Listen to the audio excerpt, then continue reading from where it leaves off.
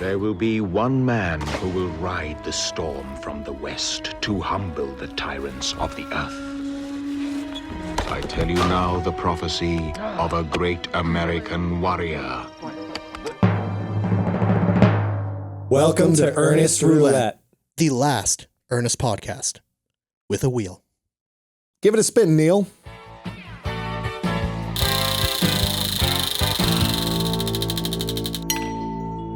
Ernest in the Army.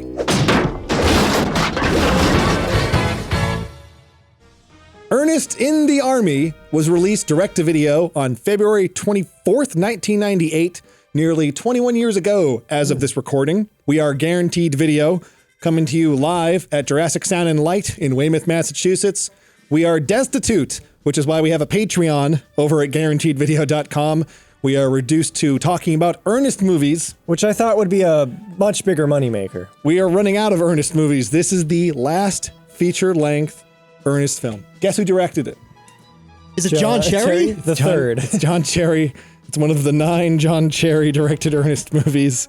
John Cherry also acts in this movie. That's a first. I couldn't believe it. I mean, he had cameos in, what was it, Africa and Slam Dunk. He's unshaven in those. He cleaned up for this one. Yeah, he plays Ernest's army buddy, Ben. Yep, Sarge, named Sergeant Ben. We have some other returning players. Linda Cash is long gone. Mm-hmm. Bill Burge is gone. Garland Sartain has been gone for like 5 movies. But the guys from Ernest Rides Again are back. I like them a lot more in this movie. Way more. You got your non-metals on? Affirmative. Act natural, warm, friendly, but firm. Firm. A general's firm. General's firm. All right, that's right, Tiger. Now get out there and take your best shot. Duke Ernsberger plays Barnes, who's like the assistant to... Yeah, his PR guy. I actually think he might be the funniest part of this movie. I thought the general was really funny in this. They had some good material. They like Africa, they were trying to figure out how they could keep Jim off camera, I think. Like, how do we, like, not make Jim work 60 days on this movie? Sure, yeah. I thought the second banana stuff in this was actually okay. Yeah, well, let's throw up the chart. We didn't use it in Africa. Did we have, We didn't have that for Africa because there were, like, 8 assholes that aren't Ernest in that movie. I honestly think they're 2 of the better assholes in this movie, in the whole series. I think so. That's not saying much. It's not saying much. Even, like, the primo guys, Chuck and Bobby, weren't always great. No, they weren't. Yeah. I got some genuine laughs out of these guys. So this movie, funny enough, was also shot in Africa. Yeah. Do you think they were back to back or no? They didn't Lord of the Rings it, right? I don't think so. They went back to Africa. They had such a great time that they did not return to Vancouver. Yeah, if it ain't broke, don't fix it. What happens in it? Why is Ernest in the Army? Well, we open up with a voiceover narration stating that over the credits, there's going to be the great American hero. I tell you now the prophecy of a great American warrior. Good morning, Mr. Worrell. We cut back to what is presumably stateside, where Ernest works in a not a putting gallery, but a shooting range for not for It's guns. in Georgia, by the way. Do they say Georgia? They say Georgia. So pull up the map. He's back in Georgia for now. We'll get to where does he go? Africa. No. Ernest works in the cart that scoops up all the golf balls, and he scoops them up with a net on top of the machine. Now this is important Yep. because it comes back later. I couldn't believe it. Comes back later. Ernest's ability to scoop up the golf balls proves to be a life-saving skill. Good screenwriting. On the other side of the world, evil President Tafuti is a dictator who is launching a war against a neighboring city-state territory country. President Tafuti loves playing golf, which you'd think this would eventually tie into Ernest needs to use golf in some way to defeat him, or that people who play golf are villains, but people who collect the golf balls, the working class, are good guys. Do you think, are you saying you thought the ending was going to be like Ernest sparring with the devil and he has to like beat the bad guy at golf or something? Like what? Yes. I didn't. Yes. I'm questioning how I didn't put 2 and 2 together there, because yeah, he works at a golf range. Yep. The villain plays golf. Yes. It never really... Nope. It's almost as if there's coincidentally 2 golf jokes in this movie that they didn't realize they had put in. And also, in Ernest Goes to Africa, the evil prince in that movie plays a little putt-putt. That's what I thought too, is maybe they're saying that At the end of the day, Ernest's blue-collar working guy, he has to clean up the balls while mean people, jerks, are literally trying to hit him. There's more golf stuff in this movie. Operation Sand Trap, which gets referenced by the news analog in this movie. I think we're basically saying the golf stuff in this is better than Africa, in that Africa had like one golf thing. Yeah, So, Ernest's best friend is a sergeant, Sarge. And Sarge, played by John Cherry, tells Ernest, you can't drive the military truck unless you're in the army. It's only for army people. He also tells Ernest, you're not going to get laid unless you join the army. Yep. Oh, yeah. Ben clearly has not known Ernest that long if he's like calmly recommending that he join the Army Reserves. That's a good point. There's a great moment where he's recommending like, oh, it's kind of like camp for grown men. And Ernest says something to the tune of, I used to be a camp counselor. Yes, it's the only time in any Ernest movie that he references another Ernest movie. Isn't it sad that we were just starting to get hints of the Ernest cinematic universe in this film, and then it was over? This was the last one. For most people, Ernest Goes to Camp is the first Ernest film. And this is the last Ernest feature film. It's kind of nice that those two movies, there's some parallels. I think the poster tagline even says like, oh, he's returning to camp, army camp. Yeah. It does say that. Anyway, let's soldier on with the plot. We find out that he has a crush on the local news anchor named Cindy Swanson, who's sort of an April O'Neil type of character. And Cindy Swanson is reporting on small town crap and wants to make it to the big times. Mm-hmm. So, Ernest joins the army, and Cindy gets herself on board the project too. Once Ernest is in, we find out that this regiment, with him and Sarge, Sean Cherry's character Sarge, are going to be part of a UN peacekeeping mission. They're in the reserves. Yep, they're in the Army Reserves, and this guy, this preposterous Colonel Gullet, he is part of the UN peacekeeping mission. Mm-hmm. His name is Pierre, I think. His first name is Pierre, yes. The French. This is 1998. Ernest and his regiment of reserves are sent to Kyrgyzstan to help with taking down President Tafuti, because we find out that Tafuti has not plutonium, not Pluto, a Pluton bomb. A Pluton bomb. I Googled that to see if it was a real thing. Did you? Yeah, I don't think... It's not, right? No, I think it's a typo, actually.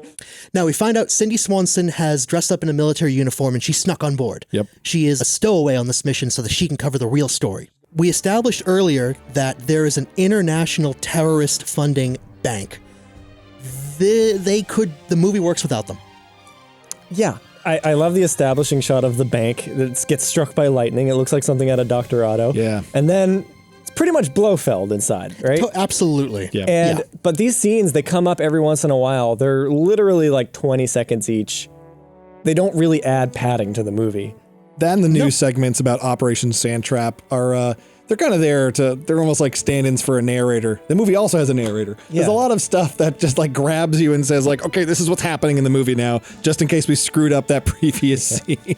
So Ernest finds himself in Kyrgyzstan, and he is immediately both swindled and befriended by a little boy named Ben Ali. Mm-hmm. And Ben, just like his friend Ben, who unfortunately by this point when Ernest has been sent into another country, when he's in the army, Sarge, Ben, John Cherry's character, had a heart attack and is now unconscious with a coma after trying to defend Ernest. I learned CPR on Oprah.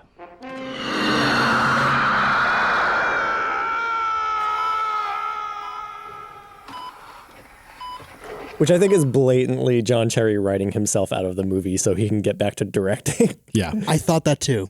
So after he has his, I mean, it's kind of a vicious scene in the hospital. Stay. Okay.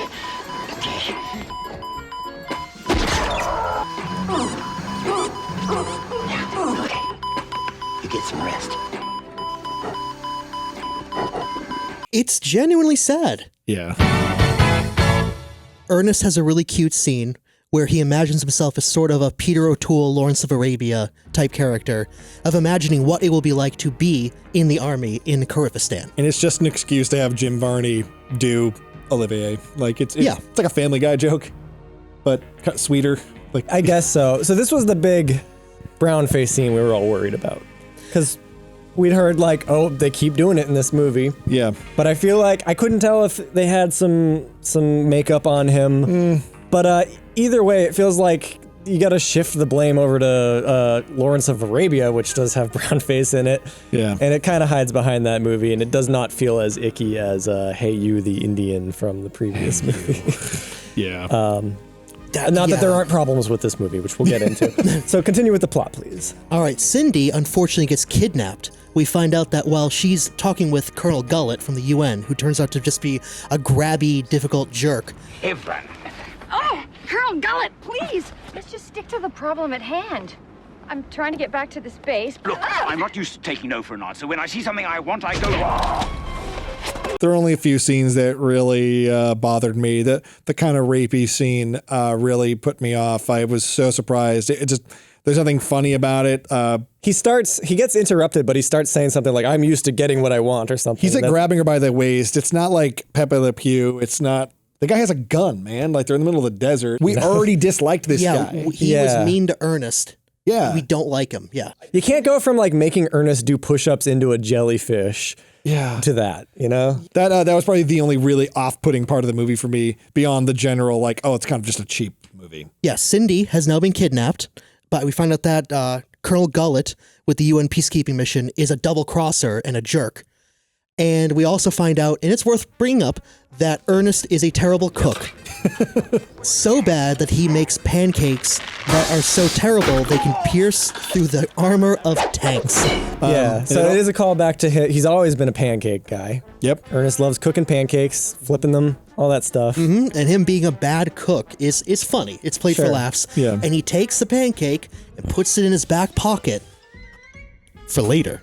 It's extremely obvious. It's a really good setup. But when it came back, I was still a little surprised. Yeah. I thought maybe they'd just forget that it was in his pocket. Ernest wanders the desert for a while and basically stumbles into Tafuti's camp. Because he's the only person who's willing to go rescue her. Because the UN peacekeeping mission isn't equipped to perform a rescue mission. They're worried it's going to like rock the boat, right, in the Middle East or whatever. The general makes the wrong choice every time. So Ernest deserts his group. It's kind of like the second season of Serial. Won't get into it. And the best shit in this movie happens, which is when Ernest comes across the bad guys' camp. We get Jim Varney getting electrocuted again. It's been like 5 movies since they've done it.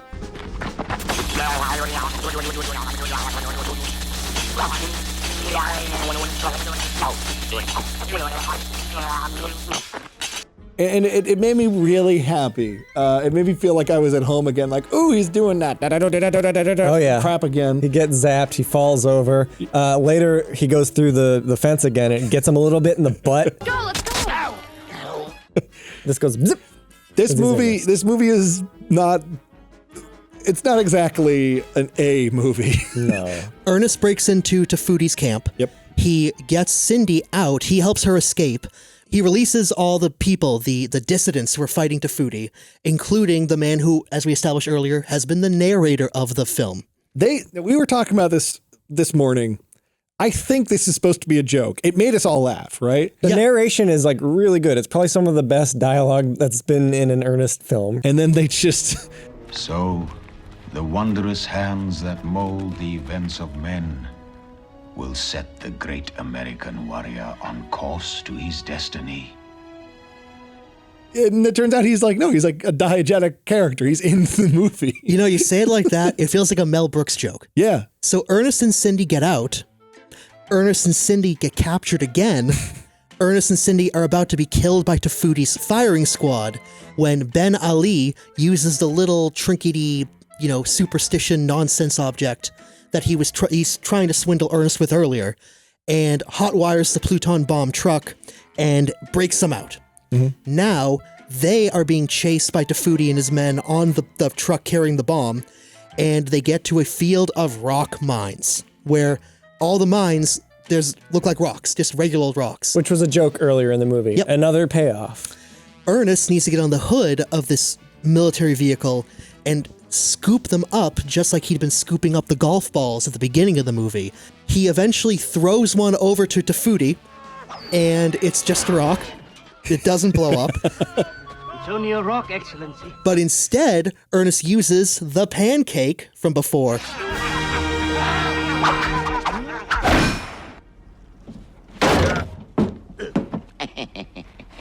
Excellency, you are damaged for life.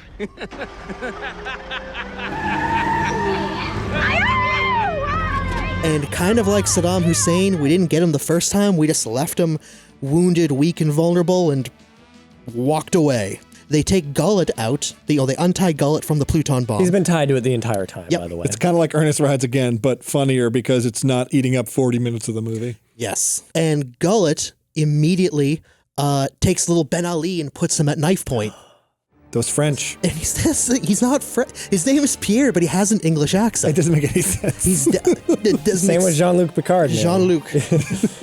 So what happens to Pierre? Ernest whacks Cindy, who presses a button that shoots the missile. Okay, I could not tell if he meant to do this. So first of all, Ben Ali is signaling to Ernest. I don't know what it meant.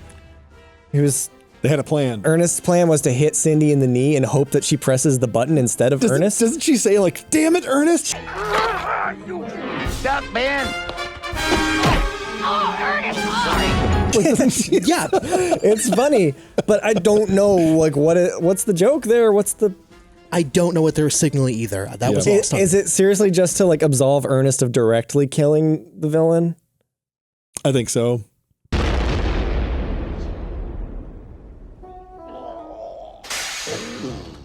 I mean, he doesn't die. They show his legs, but he does get kind of blown up. Or is it that the missile is a dud and it just hits some sand? I'm just impressed that he didn't get electrical superpowers again. So in the end, Defuti's defeated, Colonel Gullet's defeated. We find out the big international news network comes to Cindy and says, "You're a big-time reporter now."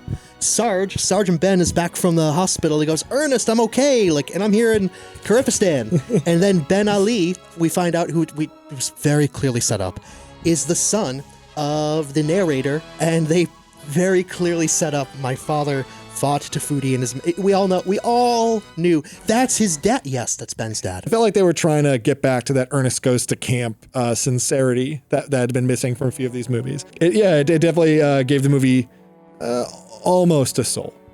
Yeah. So in the end, as the camera pulls back on a big, wide crane shot, Ernest is just gonna fumble into his next crazy adventure, and we wrap up on a silhouette of Ben Ali with a very shockingly tasteful, you know what I mean. That Ben Ali became a great leader of the Arab world and brought peace to the war-torn land. And on every public building and street sign, a small, barely visible inscription read, "Stick by your buddy." Know what I mean?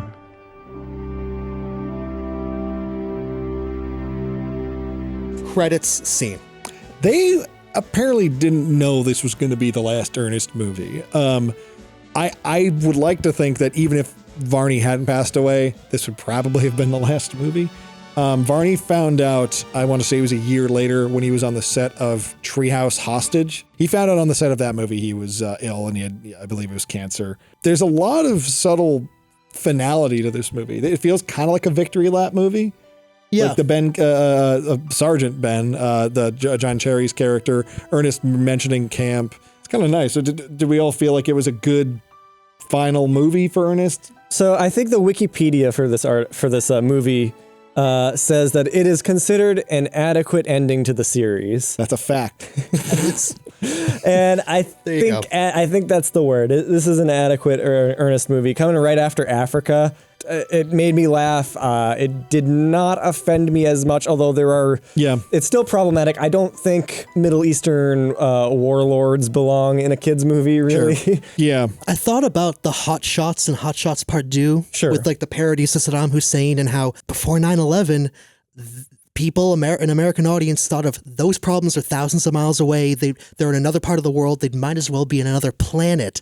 They don't actually affect us. We can make fun of Saddam. To do that in a children's film, you have to make up a fake country like they did. And by then, to what end? I guess they had to do the Middle East if it's 1998. I mean, they should have just kept him in America, probably. In boot camp? In boot camp, yeah. It should have just been Stripes, exactly. I do want to recommend a movie called Real Bad Arabs.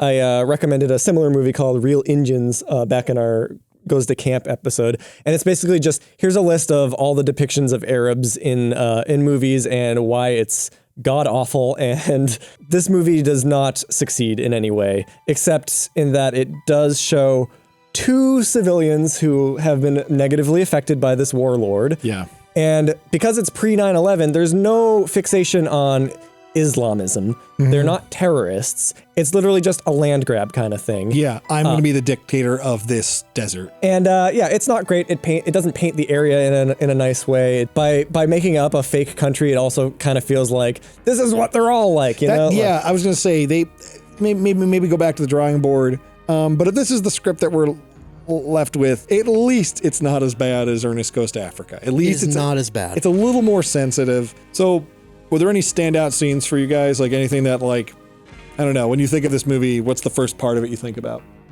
I think about when they did the scene of when Ernest first comes to realization after Sarge tells him like 3 times, you can drive the truck if you join the army. You'll get a girl if you join the army. It's not that hard, Ernest, to join the army. And he goes, the army? Yeah.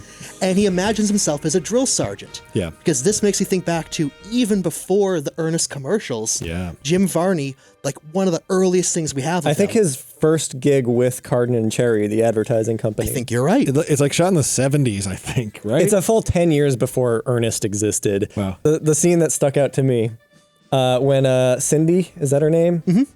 Gets kidnapped. Yeah. She tries to send the message back to the camp. She's at like gunpoint on TV. She has to like give a message to the press to. And she works for Channel 3, but she keeps saying, I work for Channel 32. And they're trying to figure out, why does she keep saying 32? Ernest stands up. There's a big sector 32 behind him. And he's like, Channel 32. Channel 32. and they really milk it. For me, obviously, the highlight for me was seeing Ernest get electrocuted again. Yeah. At 43 minutes, 55 seconds, someone says to Ernest, "Are you a Mirage?" And he says, "No, ma'am, Southern Baptist." Can I help you with your bags? Oh, are you a Mirage? No, ma'am. Southern Baptist. It's canon. He's Southern Baptist. The one other big recurring joke in this is that while he's wandering the desert, he peels a layer of skin off his lips. yeah. It's disgusting. And then, they bring it back. It's the last joke when he finally gets the kiss from the girl, Cindy, and you're like, does Ernest finally get the girl? Does it finally work for him? No. Well, she instigates the kiss, and then she's like, what is this? And she pulls a layer of his skin off of her lips, and she's so grossed out that he doesn't get her. She walks away and says, never mind. I'm glad he didn't get her because she's so much younger than him. I don't like the lip thing. It never did. It was just a little too... The fact that with the lips, Jim Varney never even does a solid ew at the only gross out in the whole movie. There is an ew. Where? All right, well, When we he's in didn't talk boot about the camp. scene. He's in boot camp. Of course, there has to be a boot camp scene. He's got Oh. the whole lead up to the scene. Ernest is eating a big box of gummy worms or something. He ends up, the drill sergeant makes him eat all of them and the box. Then he, whacks him in the stomach, and Ernest vomits all over the drill sergeant's It's face. intense edit. It took me by surprise. Yeah, Like it the feels cut. like something out of the Blob. And, The 1988 yeah, the 1980, or Street Trash or something. All this multicolored goo on the drill sergeant's face. Suffocating him, and Ernest ends up running him over with a car.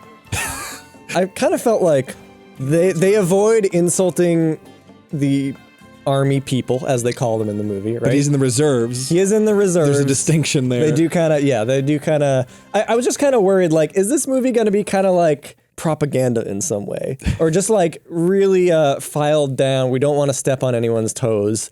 And thankfully, they get some of that sweet 90s satire going, especially once the general character shows up and he's bumbling, and it feels a lot more like satire for kids. Ernest Trivia! If you look closely at the end credits, right at the end of the end credits, the title of the movie is there, as they do sometimes. Yeah. And it's not Ernest in the Army, it's Stormin' Ernest. They must have changed the title and didn't have enough money to go back and redo the credits at the end, or maybe someone just overlooked it.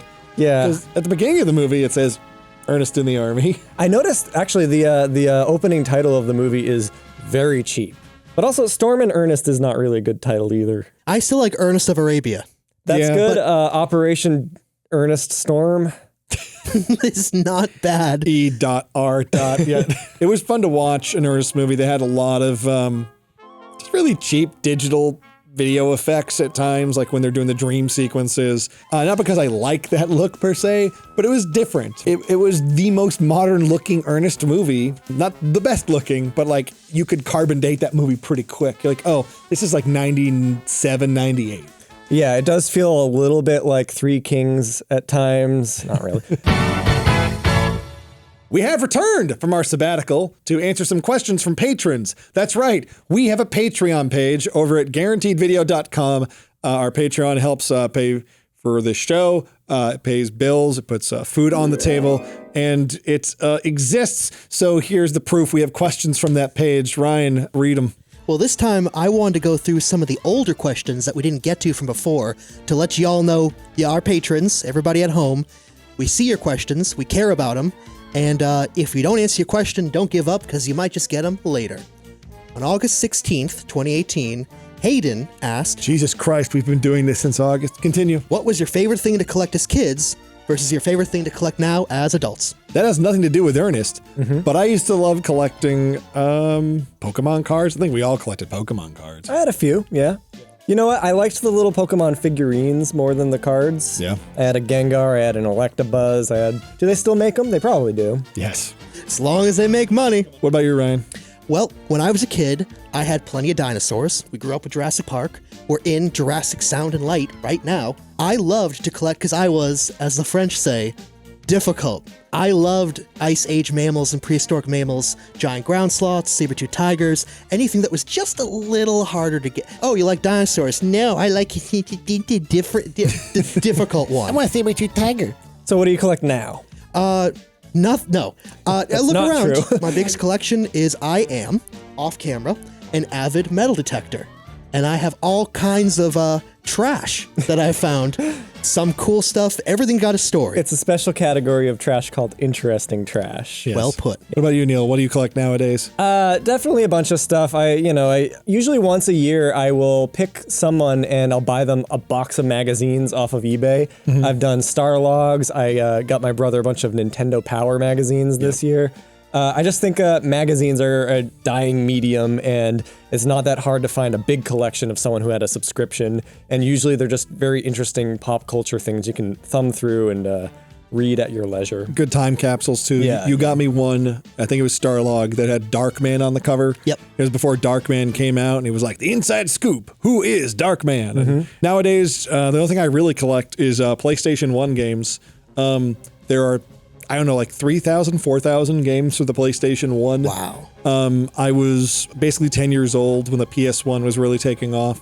I love revisiting early 3D video gaming. And some PS1 games are literally $1. If I'm in a retro video game store and I see a PS1 game that I coveted as a kid and it's under $15, why the hell not? From December 22nd, right before Christmas Eve and right after the solstice, Zane Hughes asked, quote, why is Ernest not as highly regarded in modern-day pop culture as his contemporaries? He's family-friendly, he's physically zany, and the themes on each movie are easily stuck to your mind. Is it too cheesy? Too hokey? Good question, Zane. So the contemporaries that we're juxtaposing him against, I assume are Pee-wee. Yep. Mr. Bean. Mr. Bean. Bill Nye the Science Guy. Yep, and Beekman. Beekman. By proxy. People definitely talk about them a lot more than Jim Varney and Ernest. I think some of it can be chalked up to the fact that Jim Varney is the only one of those people who has passed away. He's not out there right now making cameos on Netflix TV shows or showing up in YouTube series now. Also, I think Ernest gets chalked up as very annoying. A lot of parents really didn't like watching Ernest, but they were, I guess, okay with Pee-wee because Pee-wee was a little more meta. No? Pee-wee's literally like a function of Pee-wee's show was to make children scream. Noise. I think it's true. I think parents were probably annoyed with both characters, but the difference is Pee-wee just stayed on TV for the most part. He had one good movie and one bad movie, then he stopped with the movies, and then he masturbated in a theater, and that was it. Yeah. They made too many Ernest movies. It reached the Rocky joke point where they're just like, really, another Ernest movie? And I honestly think stuff like The Simpsons and Beavis and Butthead poking fun at it kind of dropped it a notch in pop culture too. Yeah. Once The Simpsons started dunking on like, Ernest needs a kidney and Ernest goes somewhere cheap, even though they had Jim Varney on The Simpsons. Oh yeah, they made amends, I guess. Yeah, they made amends.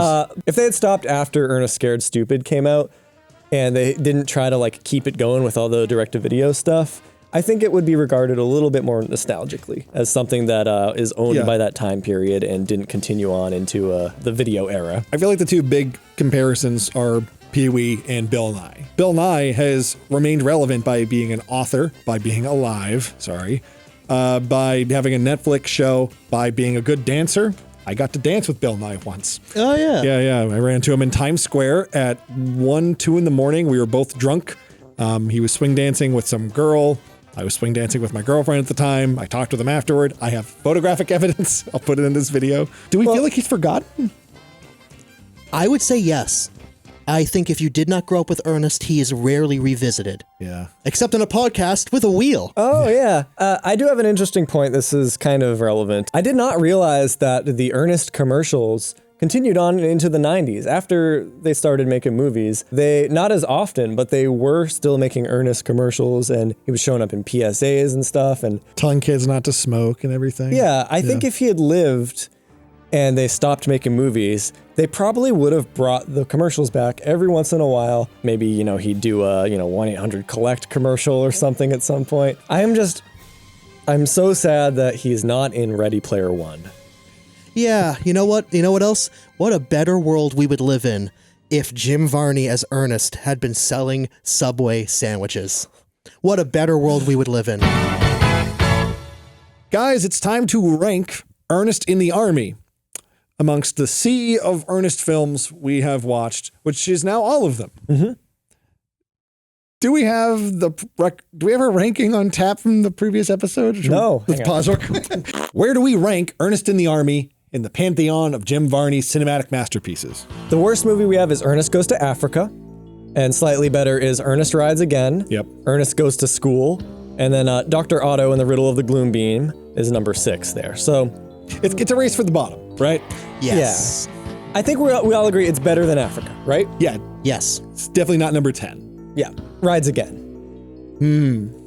Rides Again is a better looking movie. It does have more like spry Jim Varney physical humor.